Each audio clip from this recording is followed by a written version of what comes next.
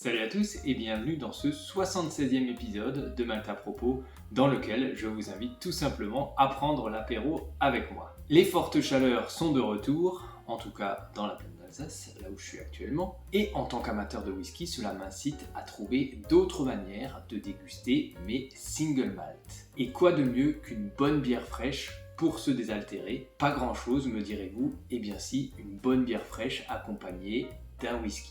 C'est la première fois sur la chaîne et c'est même la première fois à titre personnel que je vais réaliser un accord whisky-bière. Et il m'a paru tout à fait cohérent pour un tel accord d'associer un whisky vieilli en ex-fût de bière brune stout et une stout, tout simplement. Voilà, une stout irlandaise.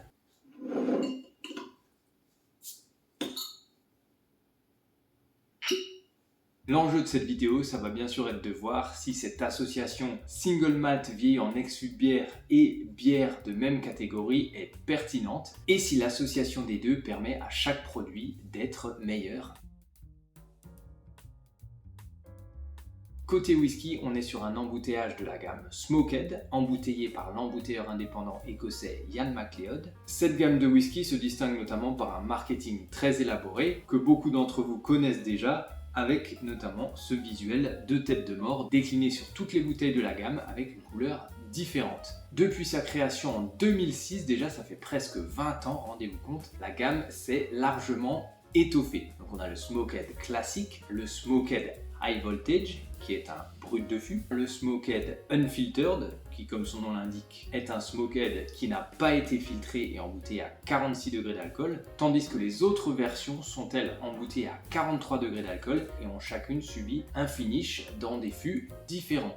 On a le Smoked Sherry, Rhum, le Smoked vieilli en ex-fût de Tequila. Pour l'avoir goûté, c'est pas forcément une réussite. Et enfin, l'une des dernières apparitions dans la gamme, ce Smoked Violet, qui a été vieilli en ex-fût de bière brune stout. Pas grand chose comme précision sur la bouteille, hormis ce magnifique design. Un as, on ne sait pas quel âge a ce whisky, on n'a même aucune idée de la distillerie de provenance du distillat. Certains disent qu'il s'agit de whisky Ardbeg, d'autres de whisky Lagavulin, d'autres encore de whisky Kulaila. En tout cas, ce n'est pas un blended malt. Le distillat a donc bien été produit dans une seule et même distillerie d'Islay. Ce whisky est malheureusement filtré et a subi une coloration à l'aide de caramel E150. C'est complètement incompréhensible pour moi, sachant qu'on vend le whisky dans une bouteille noire. À part son surnom Twisted Stout, on sait très peu de choses sur ce whisky et on ne connaît donc pas non plus le détail concernant les fûts dans lesquels il a été vieilli. On sait juste que l'essentiel du vieillissement s'est passé dans d'ex-fûts de Bourbon classique et qu'un finish est intervenu en ex-fût de bière brune stout, mais on ne sait pas la provenance de cette bière, Irlande, Écosse ou autre. On ne sait pas non plus combien de temps ce finish a duré. Énormément de mystères autour de cette bouteille. Concernant cette bière, c'est une bière irlandaise, donc de marque O'Hara, une Irish Stout tout à fait classique, d'entrée de gamme, qu'on peut trouver sur le marché français assez facilement en supermarché. Alors attention, je m'y connais certainement encore moins en bière qu'en whisky, mais je trouve que c'est une bière qui, pour le prix, fait parfaitement le job. Embouteillée à 4,3 degrés d'alcool, donc légère, mais elle ne manque cependant pas de caractère. Au nez, ce Smoked est tout à fait conforme au reste des embouteillages de la gamme. On a tout de suite cette tourbe qui, moi personnellement, me fait plus penser à un Lagavulin qu'un Ardbeg. Pour moi, elle a moins de caractère que la tourbe Ardbeg, moins de complexité. Un côté cendre, un côté barbecue, un côté fumé. Et derrière cette tourbe, qui est moins dominante que ce que le marketing pourrait laisser penser, on a de la douceur, un côté vanille, un côté caramel. Par contre, comme ça, au nez, moi je sens absolument pas l'influence des ex-fûts de bière stout. C'est un nez qui est attractif, mais relativement simple, qui ne laisse pas entrevoir le finish.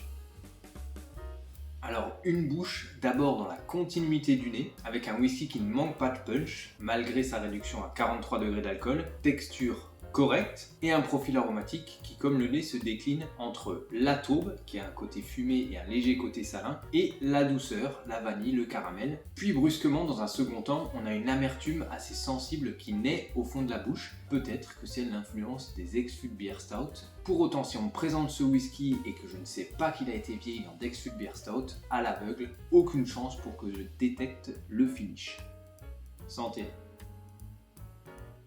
La bière comme ça, prise seule, n'a rien à voir avec le whisky. On a tout de suite des arômes de chocolat, de café, voilà, qui emplissent la bouche, une jolie amertume, pas mal de choses que je ne ressens pas dans le whisky lui-même. Le whisky, lui, il a un côté doux, sucré, qui n'est absolument pas dans la bière. Et bien sûr, la tourbe qui apporte un côté fumé et salin que je ne retrouve pas non plus, évidemment, dans la bière. C'est mes bières préférées, les bières stout type Guinness.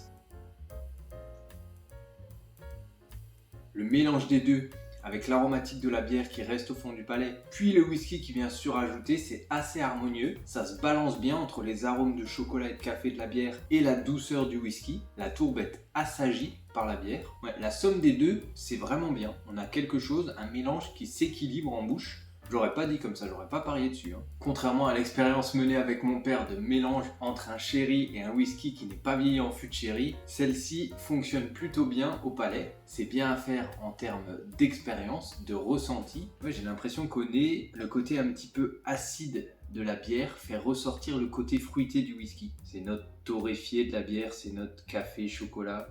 Très agréable. Et quand on repasse sur le whisky, ouais, la tourbe est largement assagie. La douceur, un tout petit côté fruit, le côté salin également de la tourbe. Donc, au nez déjà ça marche bien.